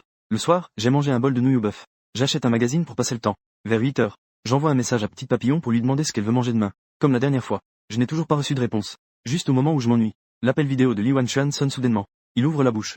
Fils, pourquoi c'est toi? Il a l'air très déprimé. À t'entendre. On dirait que tu es très déçu. C'est alors que je parviens à sourire. Non, non. Alors, comment ça va? Où est-ce que tu allais jouer ce week-end? Li Wanshan se plaint qu'il doit aller à des cours de rattrapage ce week-end. Assis ici, je purgerai ma peine. Ensuite, il s'est mis à me confier ses peines. Il parlait de combien le temps des cours particuliers était difficile à supporter. Il voulait trouver une fille pour sortir. De cette façon, l'apprentissage ne serait pas trop ennuyeux. J'ai essayé de le réconforter. Il s'est un peu calmé. Li Wanshan a soudain demandé. Fils, as-tu déjà été avec une fille? Cette question m'a laissé sans voix. J'ai bafouillé en mentant. Quoi? Je n'ai jamais eu de petite amie non plus. Avec qui pourrais-je être? Li Wanshan a demandé avec curiosité. Tu dis que les lèvres des filles. Quel goût cela pourrait-il avoir? Un goût de baie? J'ai répondu sans réfléchir. Je pense que ça devrait avoir un goût de bière. Li Wanshan m'a lancé un regard de mépris. Tu as dû te cogner la tête. Comment les lèvres d'une fille pourraient-elles avoir un goût de bière? Laisse tomber. Ça ne sert à rien de te parler de ça. De toute façon, tu n'as jamais été avec personne. Nous avons encore discuté de tout et de rien. Avant de mettre fin à l'appel. Je me souviens de ces 3 secondes inoubliables de l'après-midi. J'ai encore confirmé. Les filles ont vraiment un goût particulier. Soudain, je me suis rappelé. Il y a encore quelque chose de caché dans le placard. Je me suis dépêché d'aller aux toilettes. J'ai versé un peu moins de la moitié d'un paquet de lessive. Je frottais sans arrêt. Les couleurs de mes rêves me faisaient toujours rougir et battre le cœur. Cette nuit-là, j'attendais juste que demain arrive vite. Je suis allongé en pensant à Petite Papillon que je vais voir demain. Mon cœur battait la chamade. Au matin, un message est apparu. M'a tiré de mes rêves vers la réalité. Je t'ai acheté le petit déjeuner. Regarde, c'est elle. J'ai immédiatement retrouvé mes esprits. Ne peut-elle jouer sur son téléphone mieux depuis le ciel? Et celui d'hier? Elle ne se souvient vraiment de rien? J'ai pris une douche. J'ai mis des vêtements propres. Tout frais et propre. J'ai pris un vélo partagé pour aller à la bibliothèque. Sous le peuplier. Une fille. Dans une robe blanche et propre. Si belle qu'on n'ose pas cligner des yeux. Tu es vraiment lente. Mon petit déjeuner que j'ai acheté va refroidir. Elle s'est redressée. Mais elle était espiègle. Je me suis empressé de m'excuser. Désolé. La prochaine fois, je ferai plus vite. J'attends chaque fois de rencontrer Petite Papillon. La prochaine fois, encore la prochaine fois. Je voudrais presque être collé à elle tous les jours. La nourriture ne peut pas être apportée à l'intérieur de la salle. Alors, les deux se sont assis sur les marches et ont mangé côte à côte. Ravioli. Zhuangziang. Ce shaomai est délicieux. Goûte un peu. Pas question. Tu en as déjà pris une bouchée. Ce n'est pas grave. Il n'y a pas de problème ici. D'accord alors. Après avoir terminé le petit déjeuner, je suis entré dans la bibliothèque. Il y a beaucoup de monde. Je lui ai demandé de chercher une place d'abord. Elle est allée emprunter des livres seule. Elle a pris un livre de wuxia, un conte de fées et un livre de blagues. Quand je l'ai trouvé, elle était assise loin. En me voyant, elle a souri et a agité la main. Elle a dit mystérieusement. Je vais te raconter. Je viens de vivre quelque chose de très effrayant. Il y avait clairement des places vides quand je cherchais un siège. Mais quand j'ai voulu m'asseoir, quelqu'un à côté de moi m'a dit. Il y a des gens ici. J'essaie de retenir mon rire. C'est ça. Suyudi a l'air très sérieuse. Ce n'est pas effrayant? Je vois un siège vide. Mais ils peuvent voir qu'il y en a. Je ne comprends pas tout de suite. Elle essaie délibérément de me rendre heureux. Où est-ce qu'elle est vraiment si bête? Je lui passe le livre de blagues. D'accord. Lisons. Suyudi est comme une petite enfant. Elle prend le livre et commence à lire avec intérêt. L'histoire d'horreur d'avant est immédiatement oubliée. Elle a vraiment un sens de l'humour léger. Mais elle s'inquiète de déranger les autres. Elle se couvre souvent la bouche pour ne pas rire. Son petit visage devient tout rouge. Je la regarde de temps en temps, de peur qu'elle ne fasse une bulle de mucus en riant. Le livre de blagues est vite terminé. Elle se lève à nouveau pour chercher un nouveau livre. Je suis plongé dans le monde des arts martiaux. La foule autour de moi devient un arrière-plan. J'attends que mon regard revienne. Elle tenait en fait un livre. Sérieux et concentré. La fille qui regardait tout à l'heure un livre de blagues avec des pinines. Soudain, elle était plongée dans un ancien livre profond et mystérieux. Ce contraste frappant m'a laissé un instant perplexe. Je lui ai demandé à voix basse pourquoi elle regardait soudainement un livre de médecine. Elle a répondu avec désinvolture qu'elle était juste curieuse. Le temps passait lentement. À 11h30, elle a doucement gratté le dos de ma main. Et elle a murmuré qu'elle avait faim. Je ne savais pas si je devais rire ou pleurer. N'avons-nous pas déjà pris le petit déjeuner? Elle a rendu le livre. Et a terminé. Elle est sortie de la bibliothèque. Elle pouvait enfin parler à voix haute. Comme un oiseau s'échappant d'une cage. Qu'est-ce qu'on mange pour le déjeuner? Elle avait les yeux pleins d'attente. J'ai commencé à énumérer sérieusement les plats. Fondue, barbecue, thé au lait, glace. En écoutant ma liste de délices. Les yeux de petit papillon étaient presque en larmes. Mais je changeais de sujet en disant qu'on ne pouvait pas manger tout ça. Tout à coup, ses petits yeux brillaient de mille feux. Je levai les mains, impuissant. Un étudiant pauvre n'a pas de revenus. Si je devais manger à ma faim tous les jours, je devrais vraiment avoir faim. Elle se dépêcha d'ouvrir son sac pour chercher. En comptant, elle dit qu'il ne reste que ça. Tu dois me garder le bus. En la voyant si prudente, j'eus un pincement au cœur. Je me dépêchai d'ajouter. Alors, je vais t'emmener manger des nouilles sautées. C'est à la fois délicieux et pas cher. Elle s'illumina immédiatement d'un grand sourire. Cette fille n'est vraiment pas difficile. À table, elle est toujours excitée. Elle passe la moitié du temps à partager les blagues du matin. Sa voix semblait avoir une magie. Même les anecdotes les plus ordinaires peuvent me faire rire aux éclats. Juste à ce moment-là, un bruit strident se fit entendre de manière inattendue. Zhuang Xiang, tu n'es pas censé avoir fugé? Pourquoi es-tu revenu? En levant les yeux, je vis Zhuang Yuan venir avec des camarades, l'air malveillant. Ses yeux étaient pleins de provocation. Je fronce les sourcils sans dire un mot. Je veux juste qu'il n'existe pas. Su Yudi regarde avec curiosité. Qui est-ce? J'adopte un ton neutre. Le fils de mon père. Su Yudi est un peu surprise. Elle dit lentement, ce n'est pas ton frère? Elle semble enfin comprendre notre relation. La première fois que je l'ai rencontré. En fait, j'en ai déjà parlé. J'ai une mauvaise relation avec ma famille. Mais elle n'a probablement pas pensé que le fossé soit si profond. Tout à l'heure, Zhuang Yuan m'a provoqué. Il ne me traite pas comme un frère. Après que je l'ai ignoré, Zhuang Yuan me pointe du doigt avec colère. La dernière fois, tu m'as touché à la maison. Je n'ai pas encore réglé ça. Je le regarde. Je te faisais déjà une faveur en ne te frappant pas. Un lâche ose me frapper. Il est très menaçant. À la maison, ils sont habitués à ce que j'endure en silence. L'enfant à côté s'amuse aussi. Yuan, voici ton frère qui n'a pas de mère. J'ai entendu dire que chez vous, il se comporte comme un domestique. Un intello qui ne sait que lire. Vivre est vraiment ennuyeux. Zhuang Yuan a éclaté de rire. C'est vrai. Sa mère ne l'a pas vu depuis plus de 10 ans. Tu dis qu'il est tellement détestable. En entendant ces mots, j'ai soudainement serré le poing. Mes articulations craquaient. Su Yudi s'est levé brusquement. Son regard était à la fois furieux et froid. Elle fixait Zhuang Yuan. À ton jeune âge, comment peux-tu parler comme ça? C'est ton frère. Zhuang Yuan a lancé un regard à Su Yudi. Qui es-tu? Ce lâche qui traîne avec lui. Su Yudi a écarquillé les yeux, choqué et sans voix. Je ne comprends pas comment un si jeune enfant peut dire de tels mots si horribles.